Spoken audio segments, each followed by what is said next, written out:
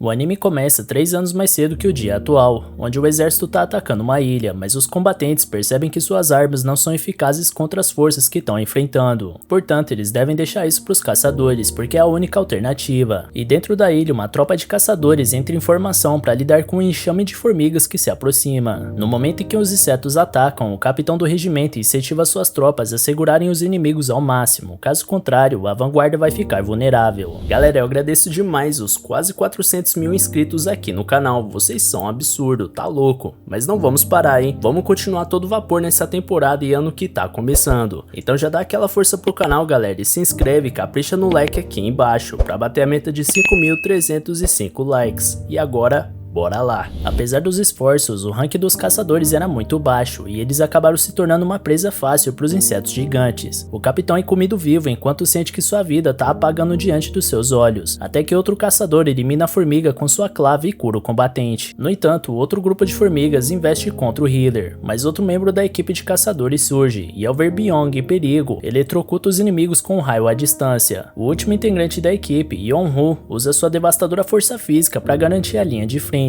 enquanto o curandeiro terminava seu trabalho com os feridos em campo. Impressionados com todo aquele talento, o esquadrão derrotado assiste enquanto os caçadores Rank S resolvem a situação. Em Onseok, um membro de garras elétricas pede pro seu healer não sair correndo na frente, mas Byung só queria ajudar o máximo de pessoas que pudesse. Além disso, ele tinha certeza que seus dois amigos viriam para proteger ele. Nesse instante, uma gigantesca formiga aparece no local de batalha, mas apesar do tamanho e da aparência intimidadora, a equipe de Rank S avança contra o adversário. Enquanto Yeon-Hun segura a formiga por suas presas, Yeon-Sok fere ela com sua eletricidade. Em seguida, Yeon-Hun arranca as presas do inseto com suas próprias mãos, e depois arremessa com uma força absurda uma das garras da formiga contra ela, atravessando o corpo da gigante. Mas várias outras formigas iguais surgem, e Yeon-Hun ativa uma habilidade que deixa ele ainda mais poderoso, e Yeon-Seok lança tremendos raios no campo de batalha. A quantidade de poder era tanta que pôde ser vista do outro lado da ilha, onde o comandante de outra tropa percebe que o Rank S chegou a tempo.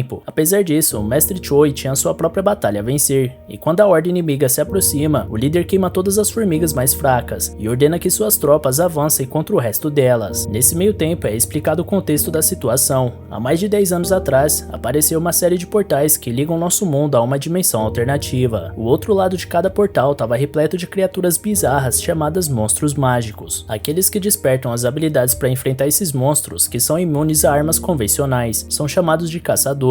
Com base no seu poder natural, eles são classificados de forma decrescente, como Rank S, A, B, C, D ou E. Porém, uma vez que esse poder desperta, não é possível aumentar ele com nenhum esforço individual. 3 anos depois, um portal conta com toda uma estrutura para servir aos propósitos dos caçadores, enquanto um grupo de classe mais baixa se agrupa em volta para matar o tempo e iniciar seus preparativos para excursões em masmorras. Nesse momento, um atendente de food truck dá um café para um deles e deseja boa sorte na raid. Um dos seus amigos, Park, chega nesse momento e cumprimenta Kim fica surpreso com a vida do camarada, já que ele tinha dito que cansou de caçar. Mas o homem responde que sua esposa ficou grávida do segundo filho, então precisa juntar uma grana das raids, porque fralda e mucilon não são de graça. E é nesse momento que chega o protagonista, e todos os caçadores estão mexendo com o cara, cumprimentando ele ou fazendo alguma piada. Como chamou a atenção na chegada, Park pergunta se o cara é tão forte ao ponto de geral fazer questão de falar com ele. Porém, Kim afirma que é o contrário. Como o garoto é conhecido como o caçador mais fraco da humanidade, o pessoal meio que adotou ele como mascote, por isso ele é tão conhecido. Uma vez ele acabou indo parar no hospital depois de participar de uma missão de Rank E. Pelo menos, quando ele é chamado, todos já sabem que a raid vai ser tranquila. E enquanto Sung se aproximava, os dois caçadores tentaram baixar o volume pro rapaz não escutar, mas ele já tinha escutado tudo, conformado por não poder argumentar contra fatos. Logo na sua frente, sua amiga Jo-hee mostra preocupação pelo Jin-woo Sung estar machucado mais uma vez, e insiste em saber a origem da ferida, mesmo com o rapaz evitando falar sobre. Depois ele comenta sobre o caso que ficou conhecido entre os caçadores, a famosa incursão pro portal Rank E, onde Jin-woo foi o único ferido e foi direto pro hospital. Como todos os outros caçadores eram de rank mais alto, ninguém viu a necessidade de levar um healer, então sobrou pro jovem que acabou ficando pra trás. Jo-hee argumenta que eles foram egoístas e não pensaram na necessidade de todo o grupo, mas Jin-woo assume a responsabilidade, dizendo que a culpa é dele por ser fraco e que já tá até acostumado a ser tratado dessa forma. A incursão tá prestes a começar, e um dos caçadores se candidata a ser líder do grupo. Como todos em volta reconhecem que Song Ji-woo é o mais habilidoso de todos, não houve nenhuma objeção. Logo a equipe entra no portal e antes de Sung entrar,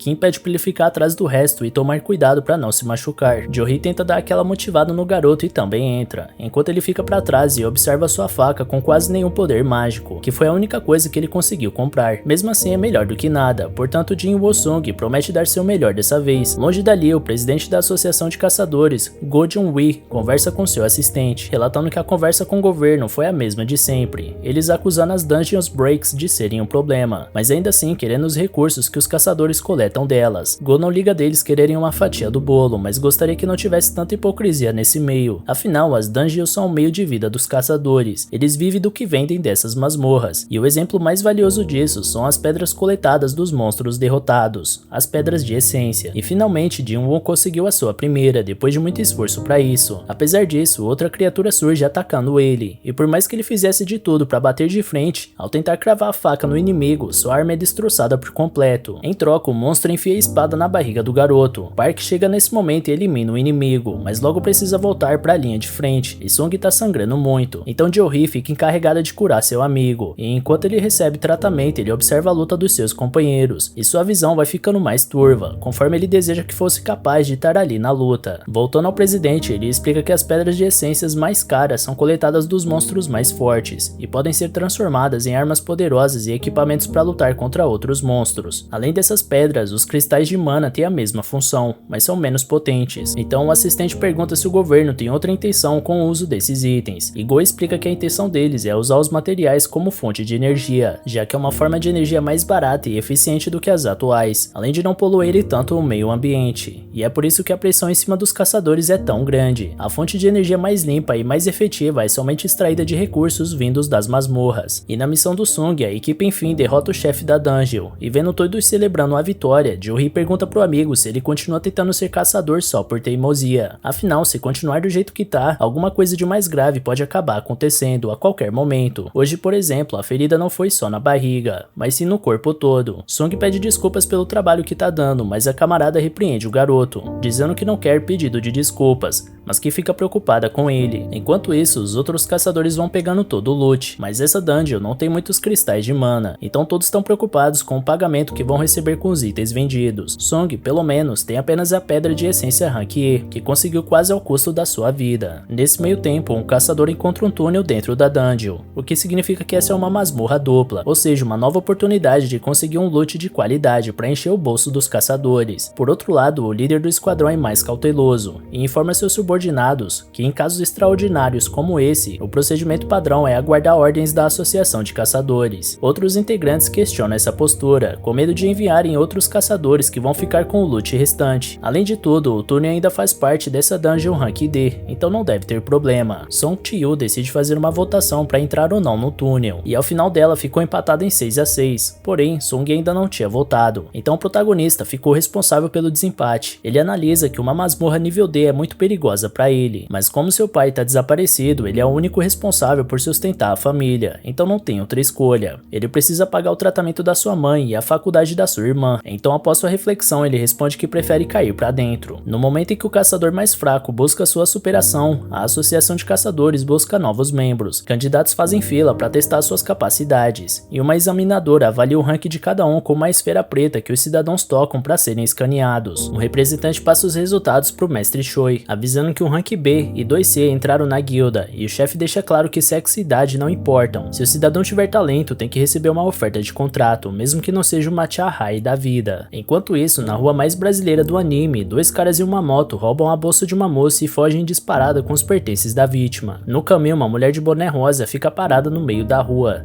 deixando os bandidos nervosos com aquela ousadia. Assim eles continuam acelerando, então a mulher salta por cima dos dois e recolhe a bolsa de forma cirúrgica. Nesse meio, a moto derrapa e os capangas caem, enquanto a mulher devolve a bolsa para a vítima. Toda a população vê aquele ato de heroísmo e se aproxima da caçadora Chahai, uma conhecida associada de Rank S, que antes de ser fotografada, se incomoda com toda a atenção e vaza dali para ter um pouco de paz. Voltando à dungeon, 40 minutos se passaram desde que eles entraram no túnel. Como o portal fica aberto até uma hora depois do chefe ser derrotado, Eles ainda têm 20 minutos para sair dali com o que precisam. Jin Woo-sung aproveita para pedir desculpas de novo por dessa vez ter colocado os dois nessa nova enrascada, uma vez que Jo-hee voltou contra a nova expedição,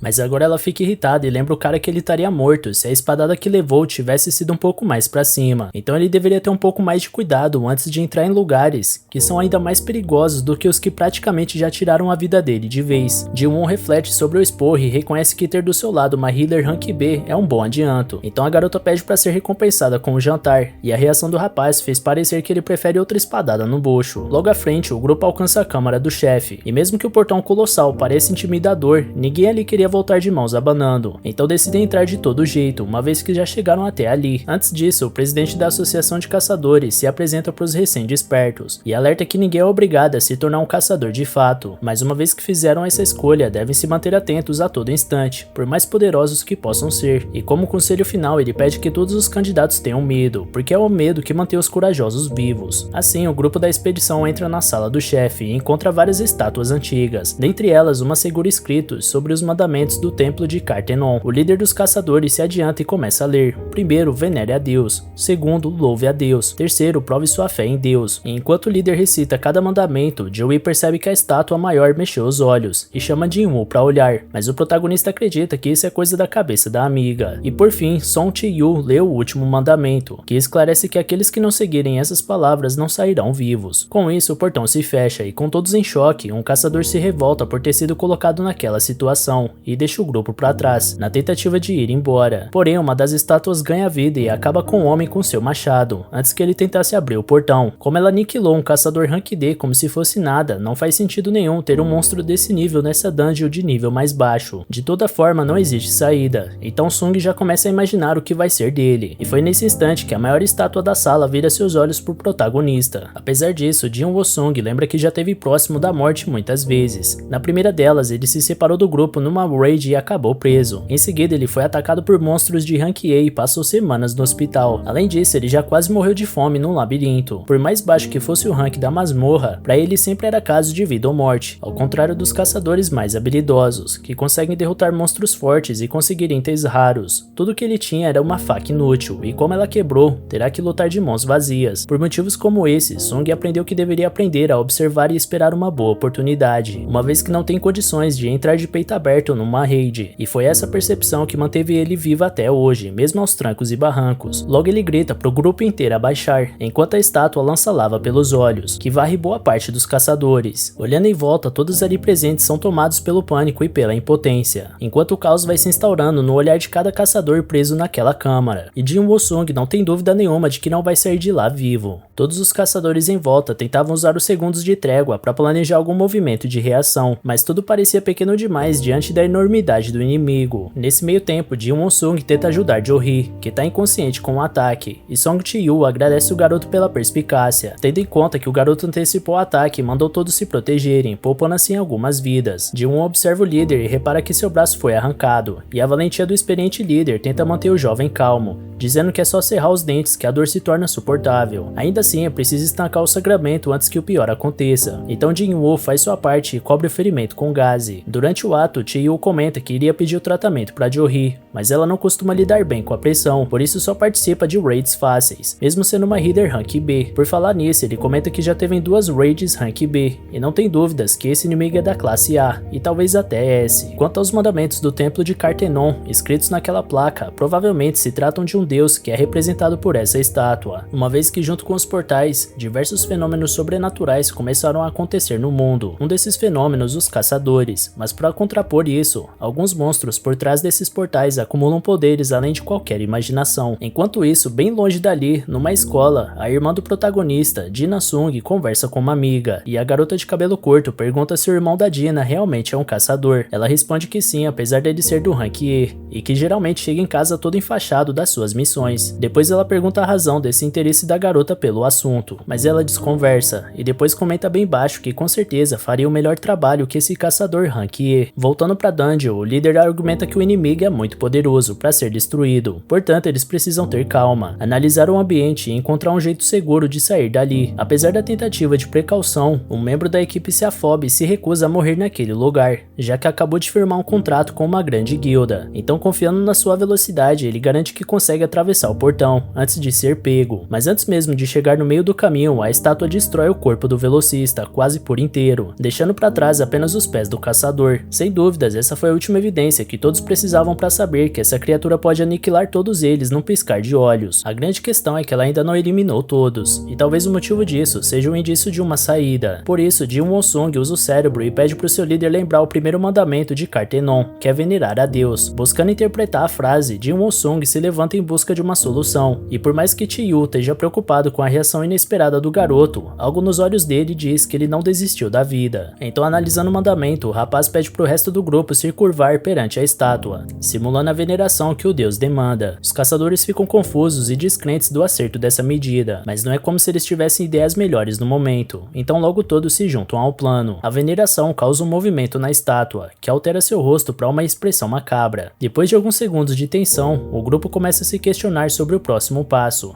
e Park sente confiança de se levantar, crente que a estátua tinha parado de atacar. Seguindo a ideia, os outros membros se levantam em seguida, mas a tensão ainda estava longe de acabar, porque logo depois a estátua gigante se ergue do seu trono com aquela expressão sinistra e começa a perseguir a guilda. Apesar da liderança ser do Song Chi-Yu, o grupo pressionava Jin Woo-sung para inventar o próximo passo. Obviamente a resposta estaria no segundo mandamento, mas a pressão absurda em cima do jovem impediu que ele achasse uma saída. Foi aí que assumiu a responsabilidade um estudioso da etnologia, que é um estudo aprofundado sobre sociedades e sua cultura, e essa leitura fez o caçador se lembrar de algumas exaltações aos deuses. Levando seu conhecimento até a estátua, ele se ajoelha e faz uma espécie de oração, e enquanto o etnologista fazia sua oração, a estátua levantava seu pé cada vez mais, até que pisa em cima dele como se fosse um inseto. Esse foi o estopim para o caos tomar conta, e todos passam a correr por puro desespero, e o pânico acabou tirando o poder de reação de uma caçadora, que também foi pisoteada sem piedade. Enquanto corre, Park lembra da sua família esperando em casa, com seu segundo filhinho para nascer. Ele tenta achar um canto que fosse mais seguro, mas ao virar as costas para outra estátua, ela usa sua espada para cortar Park no meio. Já Jin-Woo tá pensando em alguma possível pista para louvar aquele maldito demônio, então volta a observar seu entorno. E ao enxergar as estátuas em volta, nota que a primeira carrega uma lança, enquanto a segunda segura um machado, a próxima um martelo, depois uma espada e logo após um trompete. De forma intuitiva, ele prevê que as estátuas com instrumentos musicais são pacíficas, então manda cada integrante correr até alguma. Mas assim que ele chega numa estátua com um tambor, a música do instrumento não tocou, então ele supõe que isso só daria certo se apenas uma pessoa ficasse com cada estátua. Por isso, ele deixa Jory em segurança e parte para a próxima. Como era o único alvo solto em campo, o deus foi atrás do Sung, que corria a toda velocidade para a última alternativa. No momento em que seria esmagado, ele consegue saltar e chegar até a estátua que queria, mas como estava escuro, ele não viu que na verdade a estátua segurava um escudo, não um instrumento musical. Então ela levanta a arma e acerta o jovem caçador. Apesar da força brutal do impacto, Jin Woo-sung sobrevive e rasteja em busca do último instrumento. Severamente ferido, ele chega até o destino no exato momento em que o deus pisa próximo ao corpo dele. Apesar disso, a estátua solta sua voz angelical, e com o louvor de todos os instrumentos tocando juntos, o deus demônio se senta novamente. Jory corre atrás do seu amigo, que está debilitado ao extremo, e como se não bastasse, o pisão que a estátua deu por último acabou levando a perna direita do caçador. Jory se apressa para estancar o sangramento, enquanto ela própria começa a sangrar por todos os orifícios do seu rosto, por conta da dificuldade da ferida. Após o fim definitivo do conflito, os membros da guilda se entreolham e analisam as perdas, então logo procuram achar um culpado por toda a tragédia que seguiu após a votação para entrar no túnel. Depois de todos os dedos apontados, Song Chi-Yun assume a responsabilidade para si, já que é o líder e encarregado da palavra final. Apesar de toda a discussão, o deus ergue a mão e o solo trepida, fazendo o grupo achar que é um terremoto. Porém, Jin-Woo explica para o grupo que a estátua estava levantando um altar no centro do salão. Como em muitos mitos e culturas, deuses demandam sacrifícios e oferendas em seu nome, e como o terceiro mandamento diz, o próximo passo é provar sua fé em Deus, e são nesses momentos onde os homens precisam se diferenciar dos garotos, e quem assume o primeiro movimento para apontar sua espada para Chi-Yu, uma vez que deveria assumir a desonra de ter fracassado em sua liderança. Outros membros tentam impedir a ação, mas o próprio líder se entrega para o sacrifício e vai até o altar. Chegando lá, chamas se acendem em volta do ritual, mas como nada mais aconteceu, Jin Woo-sung pede ajuda para examinar o altar de perto. Assim, ele passa alguns segundos tentando sacar alguma pista do próximo passo, mas sem muito sucesso. Por fim, ele considera a possibilidade de alguém vir resgatar eles, caso continuem esperando. Mas como esse portal já foi aberto há 7 dias, o grupo teme que as estátuas voltem a se mexer a qualquer momento. Afinal, leva uma semana para o portal se abrir por completo. Esse processo é chamado de Dungeon Break, e quando isso acontece, os monstros conseguem atravessar para o outro lado. Por isso, os portais são fechados após a derrota do chefe. No caso deles falharem, o deus demônio pode entrar no mundo real. E sem saber de nada do que está acontecendo, Jin Sung vai visitar sua mãe, que passa por um sofrido tratamento, e mesmo com ela inconsciente, Jin atualiza a mãe dos últimos assuntos, conversa sobre suas amigas e sobre o resultado do exame nacional. Então Jin Sung chama os outros membros para dentro do círculo do altar, prevendo que vai precisar de uma pessoa para cada chama. Feito isso, um fogo azul envolve o círculo e o portão se abre. Apesar disso, as estátuas do salão acendem um estranho brilho e se dirigem até o centro, mantendo o grupo novamente em dúvida quanto a um próximo movimento. Nisso, Jin-Woo descobre que as estátuas param de se mover enquanto você mantém seus olhos nela. Portanto, todos devem olhar os inimigos até pensarem em uma saída. Porém, uma caçadora entra em pânico e resolve correr por sua vida. Então deixa tudo pra trás e some dali. A partir do momento em que ela cruza a linha do altar, uma das chamas se apaga e o portão fecha um pouco. E foi isso que abriu os olhos do grupo pro intuito do terceiro mandamento, o de testar a fé nesse deus com uma situação extrema como essa. De toda forma, essa suposição não confirma se eles estão diante de uma armadilha ou não. Em seguida, outro membro resolve tentar a sorte e atravessa o portão, repetindo o processo de apagar outra chama e fechar o portão um pouco mais. Como era o último apoio do companheiro sem perna, o protagonista cai no chão. Após essa fuga, Jin Sung pede pra ninguém mais sair dali, porque caso isso aconteça, eles terão um ponto cego e não poderão evitar a chegada dos inimigos. Então ele presume que as chamas azuis sejam a marcação do tempo, portanto eles poderão sair assim que apagarem. Dito isso, Kim elogia a inteligência do garoto, principalmente pelo fato dele ter sido taxado de inútil desde que chegou na associação, mas que sem ele ninguém estaria vivo naquele momento.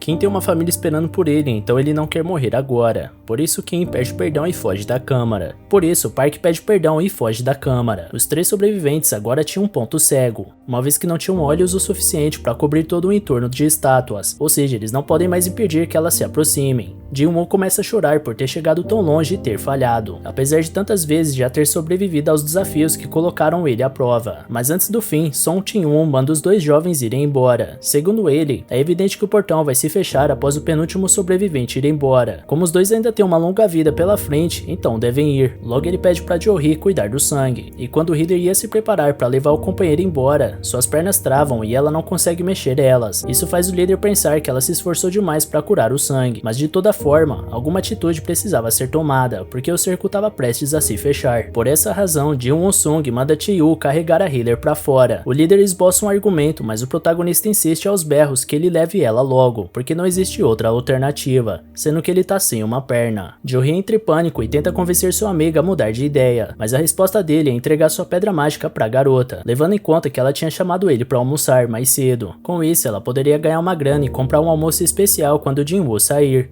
Ele promete pegar o troco com ela. Mesmo assim, Jo-hee continua esperneando, mas como não tem mais tempo com isso, Song Jin-Woo desmaia a jovem e carrega ela pra fora. E assim que os 2 se vão, Jin Sung tá sozinho, com todas aquelas estátuas em volta dele, sem sua perna pra correr, apenas esperando por seu fim, sentado e indefeso. Apesar de tudo, ele sente que deveria ter sido assim desde o início, afinal ele sempre foi o caçador mais fraco, mas se ele soubesse que seria dessa forma, com certeza teria feito um seguro de vida mais alto. Por fim, ele ergue a espada deixada pelo Kim, e pretende pelo menos levar um inimigo junto com ele. Nesse instante, uma estátua arremessa sua espada gigante no garoto, mas ela finca no altar bem perto dele. Outra estátua acerta o chão e faz Jin-Woo rolar com o impacto, deixando ele completamente exposto aos enormes inimigos. Com isso, o próximo golpe é certeiro, arrancando um dos braços do caçador. Rezando pelo seu fim, o rapaz permanecia no chão sem reação alguma, apenas se lamentando por não ter tido outra chance de fazer diferente. Enquanto isso, uma estátua esmagava o corpo dele com seu martelo, quebrando seus ossos. E foi nesse momento que, apesar da dor, Jin Sung se orgulha de pelo menos ter chegado até ali, e assim que ele tenta se erguer novamente, uma estátua colossal atravessa seu ombro direito por completo, cravando o garoto na parede. Milagrosamente vivo, ele gasta seus últimos momentos sentindo ódio de caçadores como o Park, desprezando o fato dele ter dito que não aguentava mais, e por isso tinha que ir embora. Afinal, é lógico que ninguém aguentava mais estar ali, ele só estava justificando o egoísmo dele. São sempre os mais egoístas que mais se beneficiam. Jin tem uma mãe em estado terminal, mas mesmo mesmo assim resolveu se sacrificar pelo grupo, deixando ela e sua irmã sozinhas, apenas para terminar sendo massacrado da forma mais dolorosa e solitária possível. Em seguida, a espada que atravessava Jin-Woo é erguida até o alto, causando uma dor extrema no caçador, que logo é jogado de uma altura de 20 metros e cai de costas no altar de sacrifício. Seu sangue escorria com velocidade para fora do corpo, enquanto ele chorava e mudava de ideia. Agora ele sente que não quer mais morrer, mas já era tarde. Então uma das estátuas dá o golpe de misericórdia no protagonista, apagando a última chama azul. Na sequência, uma tela se abre com uma notificação sobre uma missão secreta, chamada Coragem dos Fracos. Essa notificação alertava alguém que essa pessoa adquiriu as qualificações necessárias para ser um jogador, e em seguida é perguntado se essa pessoa aceita. Assim que a proposta é confirmada, outra tela se abre, avisando que o coração dessa pessoa vai parar em 0,02 segundos, caso ela não aceite. Então outras opções entre sim e não são colocadas na tela. No fim, o jogador vai em frente e aceita novamente. De repente, Jin Won-sung acorda numa cama de hospital. Desesperado, ele olha para todo o seu corpo, lembrando dos membros que foram amassados pelas estátuas gigantes. Porém, seu corpo estava intacto, com todos seus braços e pernas, além de não ter nenhum sinal da perfuração no peito. Nessa hora, entram dois homens no recinto e um deles se apresenta como Woo Jin-Choo, administrador da equipe de vigilância da Associação de Caçadores. Ao lado dele, um assistente chamado Kang Tae-shik. Primeiro de tudo, Jin Won-sung quer saber o que a vigilância quer com ele, e primeiro Woo informa que o garoto ficou inconsciente por 3 dias. Quanto aos seus companheiros de missão, Song Chi-yu perdeu um braço e provavelmente não vai mais poder voltar a atuar de caçador. Já Lee Jo-hee ficou traumatizada e está recebendo tratamento psiquiátrico. Por conta da condição dela, o administrador também não sabe se ela vai continuar nessa profissão. Afinal, apenas 6 caçadores sobreviveram a essa dungeon, e todos sabem que esse é um trabalho muito perigoso. Mas ainda assim, Woo comenta que desfechos trágicos como esse são raros, apesar de tudo. Agora sobre o motivo deles estarem ali. Quando a guilda Tigre Branco chegou ao local, após serem avisados da situação pelos sobreviventes, só encontraram Jin Won-sung caído no chão, sem nenhum vestígio das estátuas ou do templo descrito pelos sobreviventes. Porém, como não houve inconsistência no relatório e os restos mortais dos falecidos estavam no local, o grupo do Jin-Woo saiu da lista de suspeitos. A propósito, o administrador pergunta se o garoto teve seu segundo despertar. O despertar é o que determina o poder do caçador, que nunca pode ser mudado, mas em raras ocasiões, um caçador pode passar por um segundo despertar.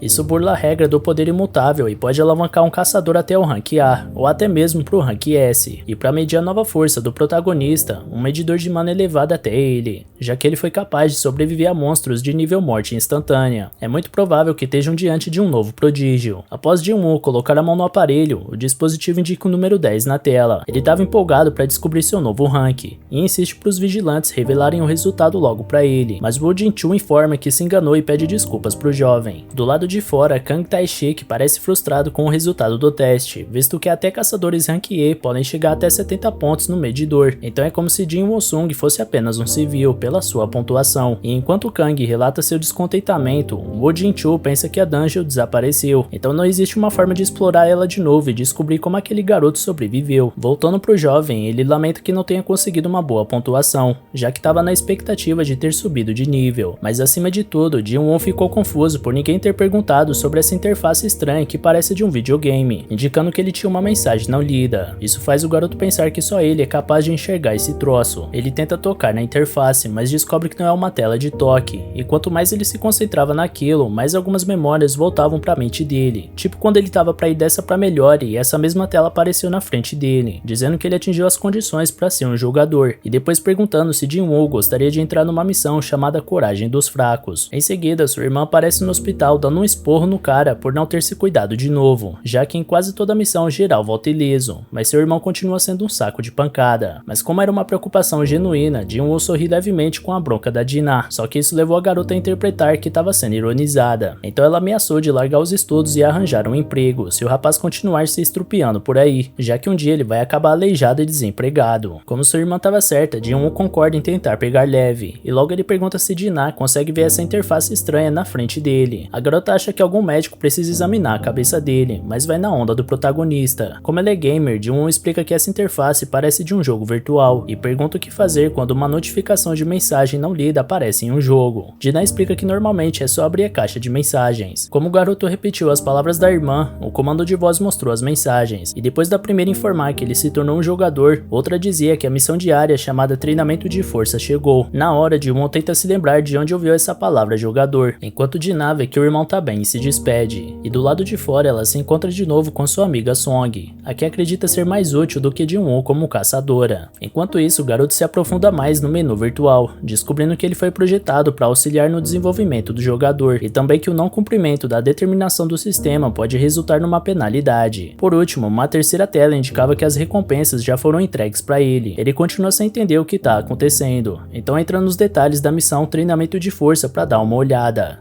O objetivo diário era realizar 100 flexões, 100 agachamentos, 100 abdominais e correr 10 km. Caso o jogador não cumpra essa missão, vai sofrer uma penalidade. Ji-won-sung acha que isso não passa de uma brincadeira e tenta imaginar como diabos conseguiria fazer tudo isso do jeito que ele tá, mas enquanto tá deitado sem levar isso a sério, uma contagem regressiva no menu vai esgotando seu tempo. Nesse meio tempo, o administrador da equipe de vigilantes informa ao presidente Go que aquele jovem caçador, Jin-woo-sung, não teve um segundo despertar. Pelo telefone, Go fica aliviado por pelo menos esse caso não ter causado uma dungeon break, mas ainda assim tem alguma coisa que não tá cheirando bem nessa história. Portanto, o chefe manda a vigilância deixar essa dungeon no banco de dados para uma avaliação posterior. Enquanto isso, o mestre Choi convida Cha Hae para ser instrutora da próxima Raid Rank B, porque vai ser uma importante expedição para definir novos recrutas para a instituição. Entretanto, Cha Hae não se sente muito segura com suas habilidades como mentora, então Choi explica que tudo que ela precisa fazer é lutar normalmente como sempre faz, e sua performance vai servir de exemplo para os menos experientes. Após isso, ele explica que a Guilda dos Caçadores é uma das 5 maiores guildas do país, mas em nível internacional eles ainda são pequenos, e embora o nível individual não possa ser evoluído, o treinamento do coletivo sempre será um diferencial, principalmente agora que eles estão se preparando para um momento muito especial. Mais tarde, um portal se abre no meio de uma estrada, e os civis ficam se perguntando quando os caçadores vão chegar para resolver esse problema. Já Jin-woo, que estava no meio do seu sono, recebe uma mensagem de falha na missão diária, e como penalidade, um terremoto toma seu quarto e o garoto é teletransportado para um lugar desconhecido. Sem entender o que aconteceu, ele se depara com uma centopeia gigante do deserto, enquanto o painel surge de novo contando que é uma missão punitiva de sobrevivência, e o objetivo é se manter vivo durante 4 horas. Enquanto isso, as enfermeiras se dão conta que um dos pacientes sumiu, e mesmo depois de 2 horas dele fugindo de um inseto monstruoso, as funcionárias estão batendo cabeça e não sabem mais onde procurar Jin-woo. Portanto, o garoto fica preso naquele mundo alternativo até o fim da contagem regressiva, e quando a criatura ia dar o bote certo, o tempo se esgota e o garoto desesperado volta diretamente pro hospital, recebendo a notícia que completou a missão e que uma recompensa foi concedida a ele. Mas antes que ele pudesse resgatar o item, as enfermeiras chegam no quarto dele e começam a ajudar. No dia seguinte, Dina tá no telefone com o irmão e pede pra ele bancar ela no Chagall, já que o Jin-woo deu tanta dor de cabeça pra ela de novo. Nesse meio tempo, Jo-hee é convocada pra uma Raid Rank D,